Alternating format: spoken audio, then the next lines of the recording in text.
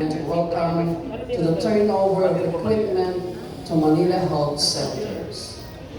100 ECG machines, 100 laptops, and 100 printers for 44 Manila Health Centers. Kasama po natin ang ating mga City Health Office, ang ating City Health Officer, Dr. Grace H. Padilla, Assistant City Health Officer, Dr. Ed Santos, 44 Health Center Heads and Pharmacists. Kasama rin po natin ang ating mga City Hospital Directors.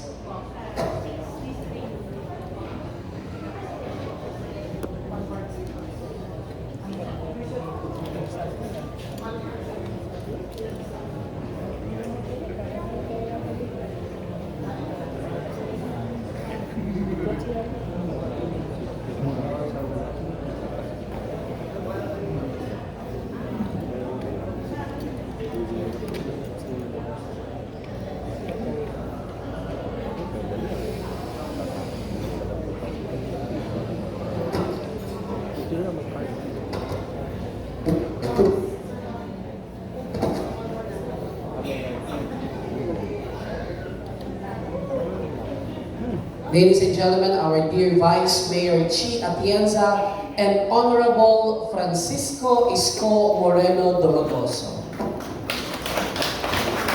Kasama rin po natin ang ating mga konsehal mula District 1 hanggang District 6.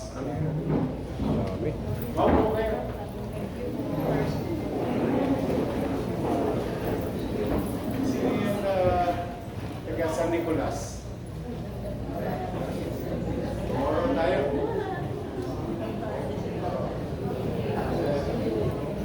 Anyway, test.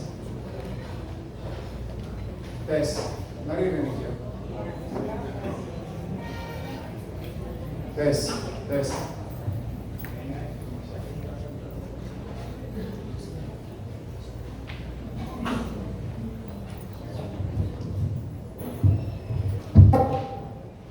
Test, si Test talaga na. Saan ba si Test? Anyway, good morning ladies and gentlemen. That's why I asked for San Nicolas. Remember when I visited your falls?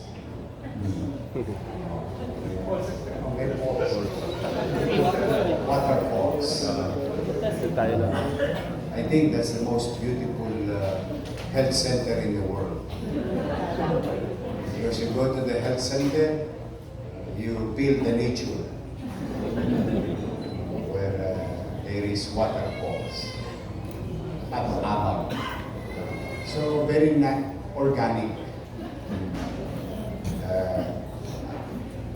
I'm sorry I have to shut it down because for your own good as frontliners.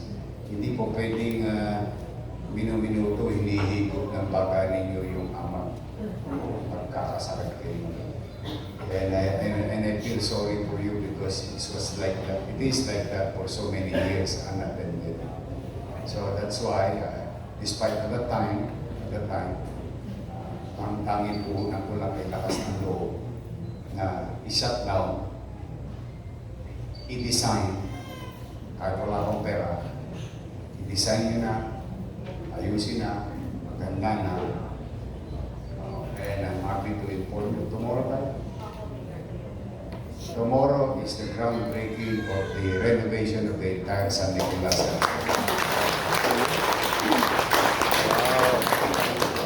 At yung nawalang Pamana Health Center, nawala.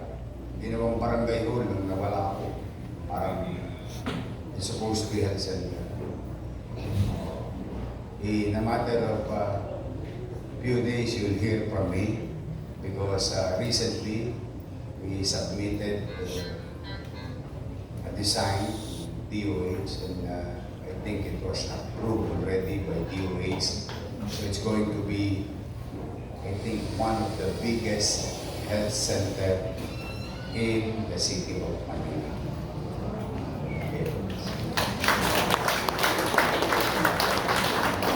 Okay. magkaroon ng extra services para yung buong Damka, Bacood, Santa Mesa, lalo na yung may mga sakit natin sa masyadong matamis magmahal. Sa sobrang tamis ng pagmamahal, diabetes ang pinako. I think we were approved to put up a facility na yung mga taga Maynila did not to go to Santa Ana Hospital Dialysis Center, Hospital ng Maynila, and Gat Andres. So kung taga-tula sila sa area, wala na silang tosgas, mabawasan yung what you call the 0 mile. Ibig doorstep away. So, rest assured kayong mga taga 44 health centers na namamahala, you have my full trust and confidence. Mananatili kayo dyan, kung paano ninyo ang inyong trabaho, kung malasakit ninyo. Mahirap talaga ang pera natin, but I'll make sure that things that you need, things that we need to deliver will be made available in our respective offices. Kasi kayo talaga ang frontline ng healthcare.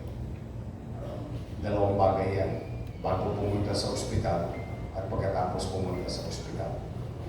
Sa ating napunta. Now, we are the Vice Mayor here and members of the City Council. I invited them, and of course, your Director of Manila Health Department, Director Grace Padilla, because I'm happy listening to your requests. Some of you have requested tools and equipment from your health center. Gusto ko naman, maramdaman nyo lang na may tay na ang liderato ng ating lungsod. Na unti-unti, pinipilit ipagbuti yung gastusin and try to address as many requests as we can. As cash coming in, we spend efficiently, being converted into services. I hope today I can put a smile in your faces